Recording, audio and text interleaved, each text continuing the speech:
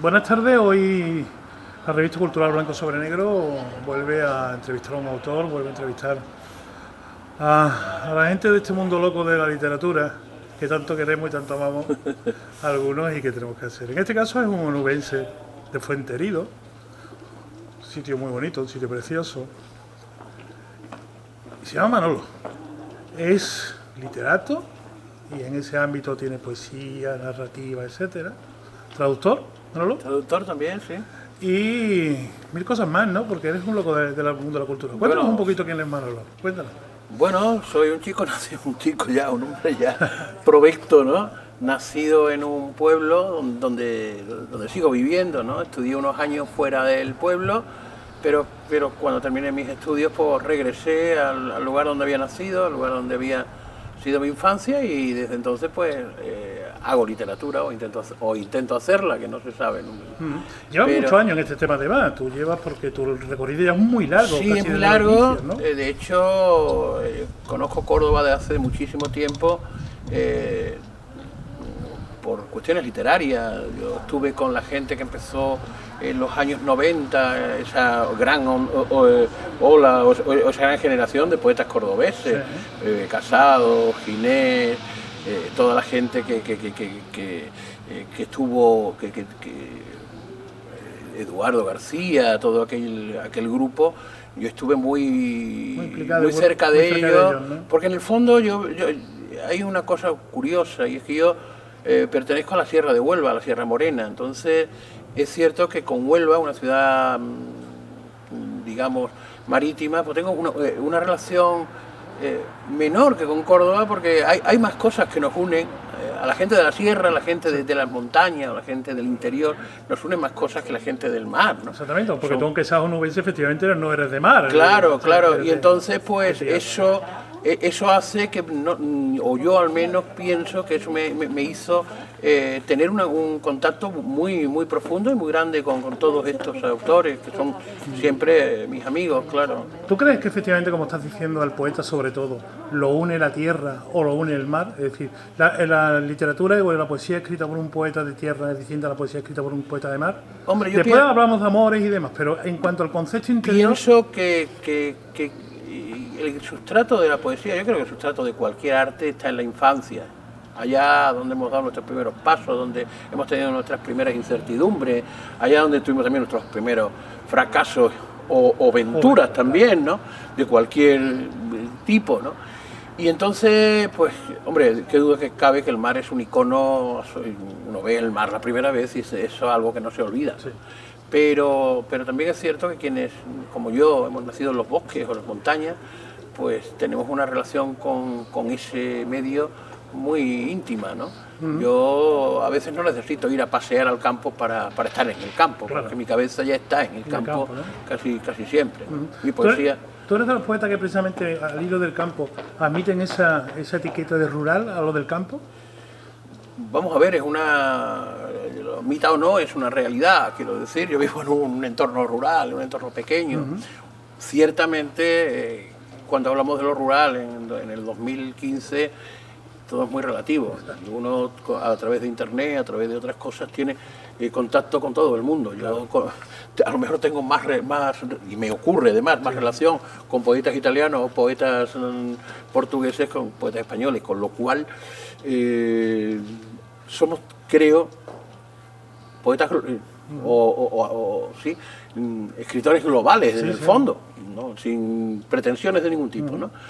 Pero antes sí que era el terruño era muchísimo más absorbente. Hoy te puedes, en fin, con las pantallas y con todo esto, creo que ha cambiado, ¿no? Sí, porque además la cercanía está lo que tú dices. Tú ahora mismo estás al hilo perfectamente con cualquier poeta iberoamericano, europeo, claro, sin ningún problema. Puedo tener una relación con poetas de Tokio, por decir algo, que es la urbe mayor. Exactamente. Y tener una relación fluida. Con él, ¿no? Y con Skype o con algún sistema. Claro, y tener una relación fluida. Y sigo viviendo en un pequeño pueblo, ¿no? Claro. ¿Se escribe distinto viviendo en un pequeño pueblo, como tú dices, o viviendo en la gran capital? ¿Es distinto vivir en un Madrid, Barcelona y escribir, ser escritor, o realmente es mucho más recomendable o por lo menos para tu escritura, para tu literatura, hacerlo desde Fuenterido, desde tu pequeño pueblo? Bueno, yo querría creer que mi literatura no se podría hacer no la podría hacer yo en Madrid, la podría hacer otro en Madrid, pero yo no.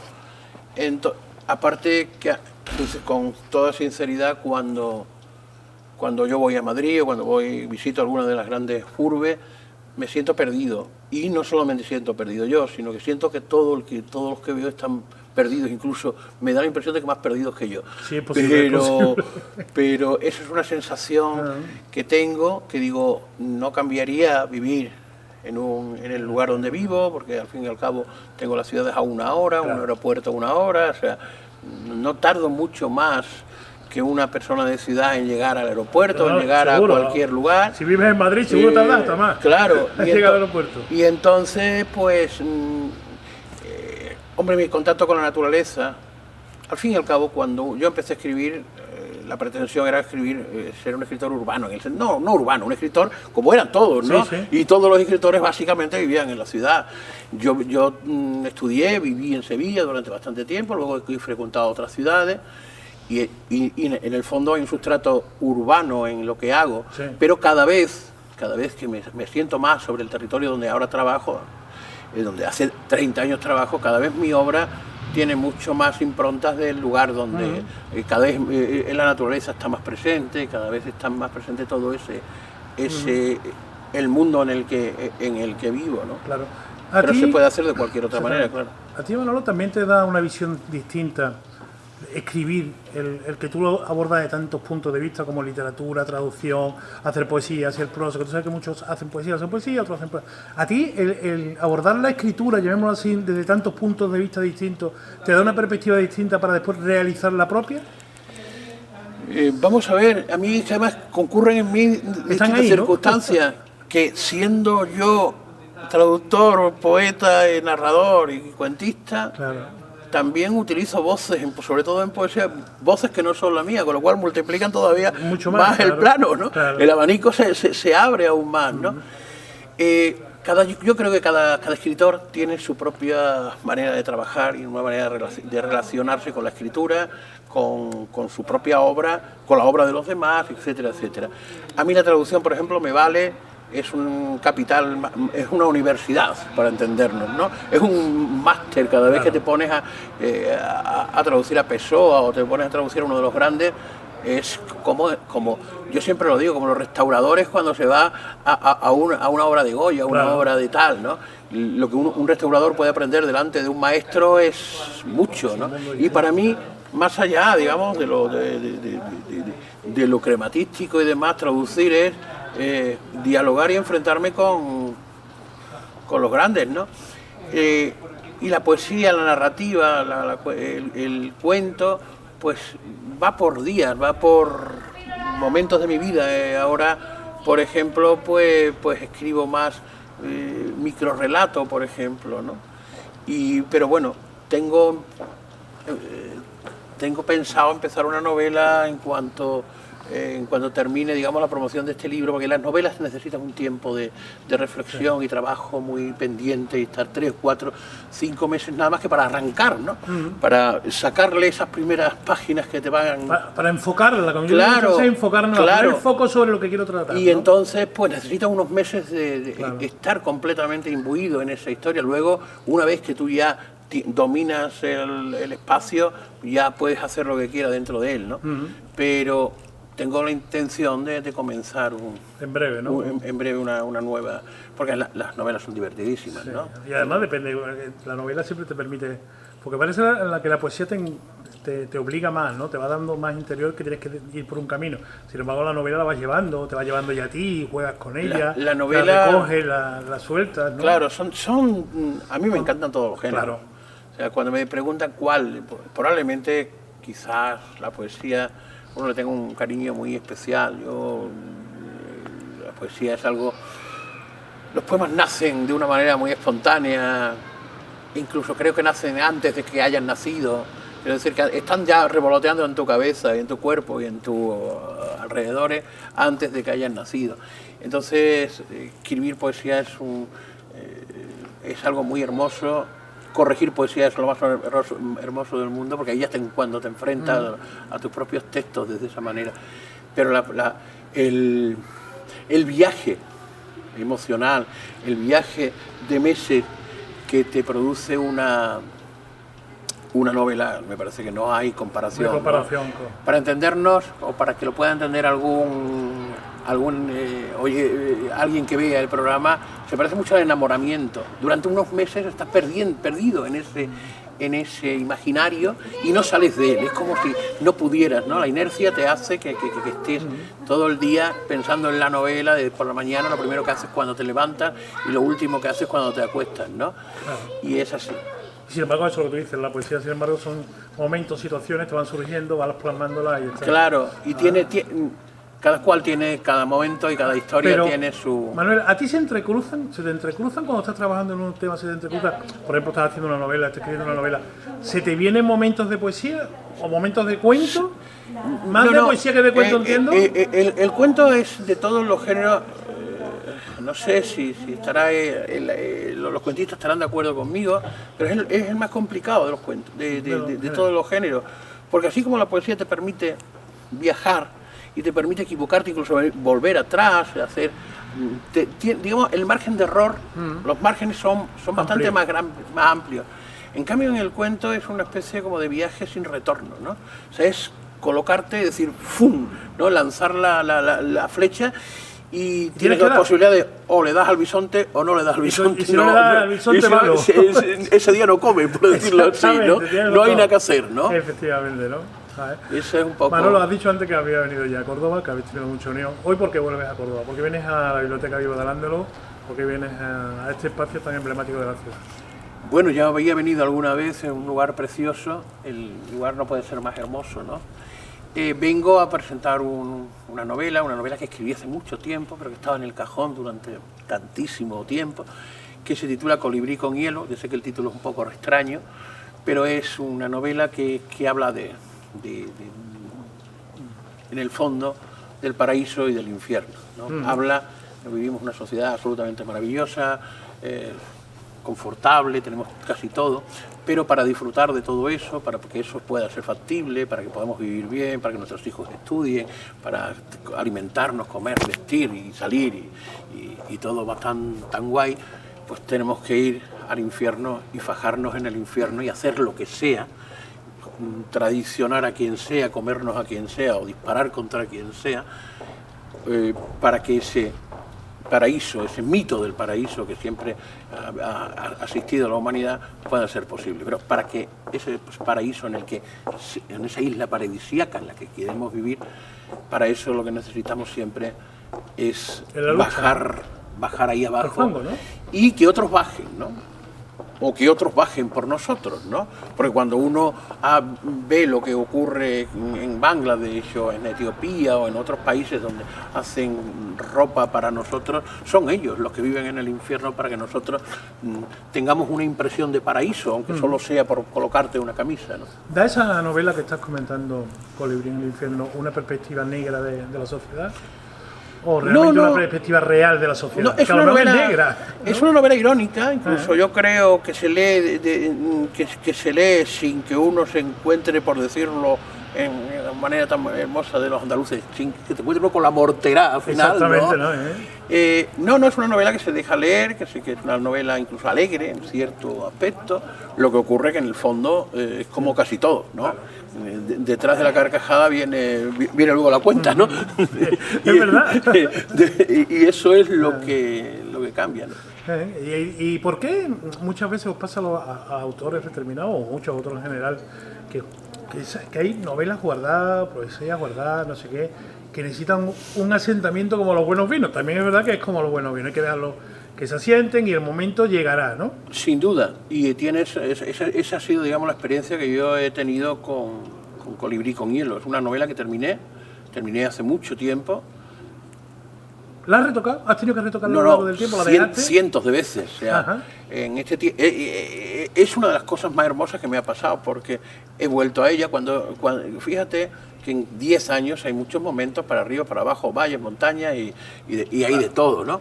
Y cuando en algún momento de mi vida, en estos tiempos, pues las cosas no me salían, o en fin, estaba uno espeso, cualquier cosa, esa novela era volver a ella, era meterme en ella, empezar a corregirla. Cuando llevaba 40 o 50 páginas ya otra vez la sangre estaba en la proporción exacta para que saliese así. Y ha sido desde luego una compañera fantástica y además con esa fidelidad, y no solo con esa fidelidad.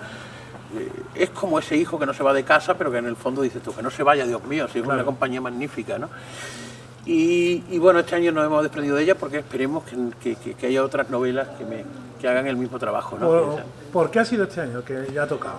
¿Por qué ya has dicho tú, ya te toca salir a la calle, ya te toca viajar? Bueno, porque deambular. Claro, es difícil. Por un lado me la pidieron, me pidieron esa novela concretamente. Yo incluso me hice loco y entregué otra, pero me dicen, no, mejor no coló. Y entonces me dijeron, preferimos esta, la otra ya lo vemos más tarde, pero esta sí empezamos. Y yo se lo había puesto muy fácil a la editorial, le había dado una novela con menos páginas, con lo cual el riesgo es un poquito menor, claro. En fin. Y sin embargo se quedaron con esta y ya no tuve sangre para decirle que no. Digo, bueno, también decía, bueno, que ya huele, que ya vendrá otra para ocupar su sitio, ¿no? Bueno, hay una parte que todavía no hemos hablado de ti, que también es importante, que es que tú también has sido editor, y eres editor y editas cositas. Sí, he editado cosas. Exactamente. ¿Cómo se vive el escritor, el traductor, editor? ¿Cómo viven esa misma persona y cómo te puedes posicionar en cada momento, en cada sitio? Es decir, es complicado muchas veces porque cuando tienes que editarle a otro, decirle, bueno, yo sé con la ilusión que viene ese hombre porque yo también voy con la ilusión. Claro. ¿Cómo te encuentras en esa posición? Porque hombre, yo creo que todo escritor, sinceramente, en algún momento de su vida, debería estar en las dos partes. Es como, por entendernos, como estar en el bar y poner copas, ¿no? Exactamente. Todos los que hemos ido alguna vez en el bar, deberíamos tener la experiencia de pasar al otro lado, porque es que lo vemos todo, el jiji jaja de un lugar no tiene nada que ver con el jiji jaja del otro, para entendernos, ¿no? Y yo creo que completa bastante bien, a mí me hace ver, yo sé cómo funcionan los editores, lo he sido, sé cómo funcionan. Y sabes las dificultades que tienen. Y sé las dificultades, entonces yo sé hasta dónde pueden darme, hasta dónde le puedo dar yo a ellos. Saber los límites en un lugar así. Yo sé que ya llevamos muchos libros publicados de un sitio y de otro, ¿no? Pero a veces mi hijo es editor, es joven editor, y claro, tiene muchísimos problemas con los autores porque todavía no ha decantado esa... No sabe si estás en un lado o al otro de la barra, ¿no? Y hay que decantarlo muchas veces porque es verdad que los que hemos movido en el mundo editorial sabemos perfectamente que algunas veces hay que decir al autor no. Efectivamente. Porque esto lleva unas características, esto lleva un sistema, esto lleva eso, y es que no puedes romperlo con un Claro, ¿no? es que yo simplemente creo que se trata, en todo caso, de saber cuáles son los límites de cada cual en cada momento. Y la posición de cada cual. Efectivamente, hasta dónde puedes llegar, ¿no? Por eso he hablado de límites, ¿no? Sí. Saber hasta dónde puedes llegar y dónde te tienes que detener. O sea, a partir de ahí ya tiene que ser ir de visita, no sé si me explico, ¿no? Sí, voy, saludo, pero me vuelvo. Pero esa raya que no todo el mundo la sabe apreciar, y sobre todo los jóvenes escritores que evidentemente tienen una esperanza y unas ilusiones bárbaras que a veces no se pueden ni siquiera controlar, ¿no? Y entonces, y el editor a veces tiene que refrenar ese ímpetu porque en fin, lleva un poco más de tiempo en la carrera, ¿no? Tú además eres un escritor que ha sido bastante premiado, afortunadamente, por tu trabajo, que es buen escritor. ¿Crees que eso es importante para un escritor o a la gente joven que no se preocupe de eso, que tire, que escriba si le apetece? Bueno, tiene que escribir si le apetece. Yo la verdad que el primer libro... Los premios debe dar igual, ¿no? Hombre, claro que da igual. El premio en todo caso es el final, no es el viaje, ¿no? Es que hay gente, sobre todo en las nuevas jornadas, que creen que lo importante es ir ganando premios. Y aquí lo importante es escribir y hacerlo bien. No. Vamos a ver, yo, en mi caso al menos, yo no publiqué ningún libro hasta que tenía 33 años. Para mí, yo he ganado bastantes libros, Sí, incluso el Ciudad de Córdoba, entre ellos. exactamente. Hay una cuestión que tengo muy claro.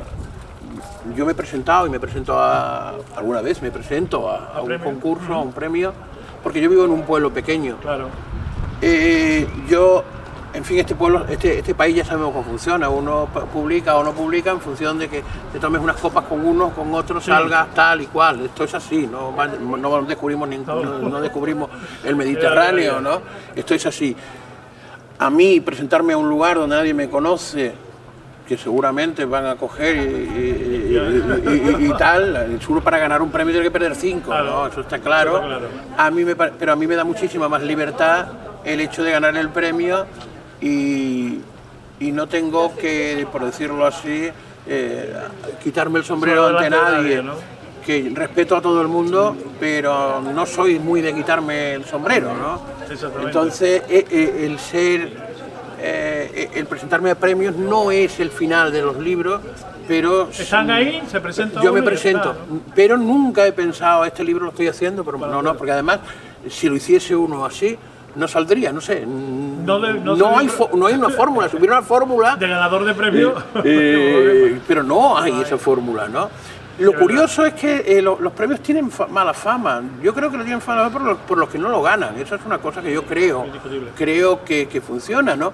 Porque a mí se me ha dado la paradoja de alguien que salía de ser el jurado de un premio y dice, bueno, yo a mí que los premios no me gustan. Digo, bueno, ¿usted qué hace de jurado? Claro.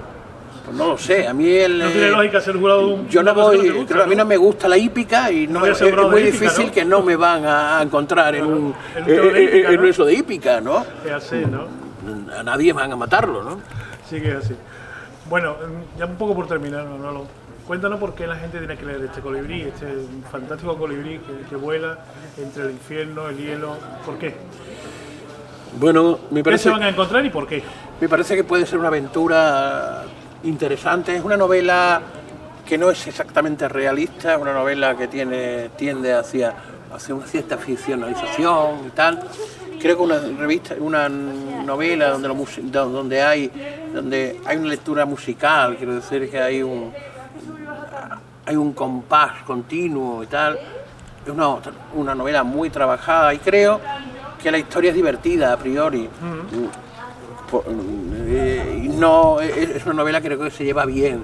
La gente, yo estoy muy sorprendido porque yo pensaba que era un poco más compleja, más difícil de leer, pero la gente me dice que la lee con facilidad. ¿El feedback que te está llegando? La gente. Sí, no, estoy muy contento porque como yo tiendo más hacia el realismo y esta es menos realista, dije, a ver qué charco me he metido, qué ¿no? charco se mete uno, ¿no? Y sin embargo, vamos, creo que la gente cree, mis amigos o la gente que me llega, escritores de mucho, pues eso, les ha gustado la novela. Al menos eso es lo que dicen, yo tampoco. Ya está, ¿no? Pues Manuel, muchísimas gracias, Gracias por a atender los vosotros. micrófonos de Blanco sobre Negro y que siempre estamos a tu disposición. Es para hablar un de honor literatura. estar aquí en Córdoba, estar con vosotros y estar con Ricardo Reques, que será el presentador de la novela. Y nada, aquí estoy para lo que sea. Pues muchas gracias. Muchas gracias Hasta a ti. luego.